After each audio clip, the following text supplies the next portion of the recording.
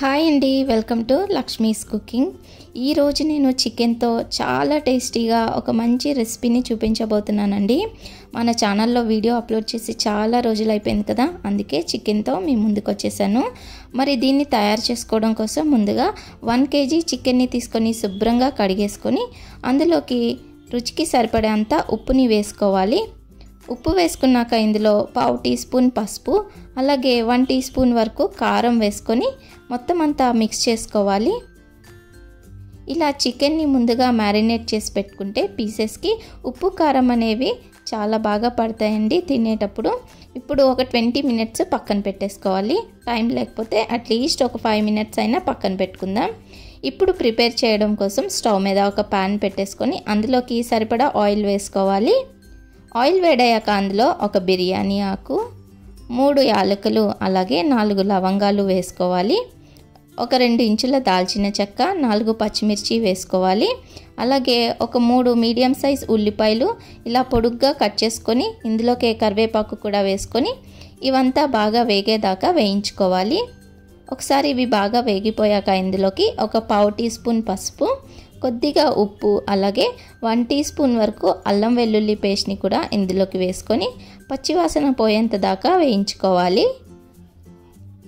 మనం ఆల్రెడీ చికెన్ని మ్యారినేట్ చేసుకున్నప్పుడు ఉప్పు కారం వేసుకున్నాం కదా, అందుకని చూసుకొని ఇందులోకి కారానికి సరిపడేంత పచ్చిమిర్చి అలాగే ఉప్పుని కూడా చూసుకొని వేసుకోవాలి. అల్లం వెల్లుల్లి పేస్ట్ బాగా వేగిపోయాక ఇందులోకి మ్యారినేట్ చేసి పెట్టుకున్న చికెన్ని కూడా వేసుకొని ఒక 2 నిమిషాల పాటు ఇలా వేయించుకోవాలి. ఇలా మొత్తం అంతా ఒకసారి బాగా మిక్స్ చేసేసుకున్నాక మూత పెట్టుకొని ఒక 5 నిమిషాలు మీడియం ఫ్లేమ్లో మగ్గనివ్వాలి. 5 నిమిషాల తర్వాత మూత తీసి చూస్తే చూడండి, మనకిది కొంచెం వాటర్గా వస్తుంది కదా. ఇప్పుడు ఇందులోకి ఒక చిన్న టొమాటోని కట్ చేసుకొని వేసుకొని మరొకసారి మిక్స్ చేసేసుకొని మళ్ళీ మూత పెట్టుకొని ఒక 10 నిమిషాలు మీడియం ఫ్లేమ్లో కుక్ అవ్వనివ్వాలి.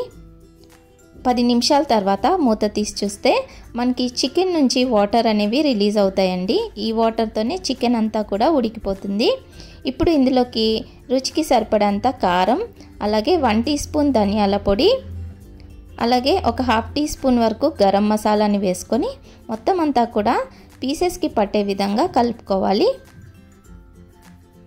ఇందులోకి మళ్ళీ మనం సపరేట్గా వాటర్ యాడ్ చేయాల్సిన అవసరం లేదు.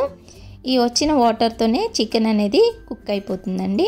చూసారా, ఇలా మిక్స్ చేసేసుకొని మళ్ళీ మూత పెట్టేసుకొని మరొక 5 నిమిషాలు కుక్ చేసుకుందాం. మధ్యలో కలుపుకుంటూ కుక్ చేసుకోవాలి. వాటర్ అంతా ఇంకిపోయే వరకు ఇలా కుక్ చేసుకోవాలి. చూడండి, మనకి ఏమాత్రం వాటర్ కూడా లేవు కదా, ఇలా సెమీ గ్రేవీ టైప్లో రావాలండి.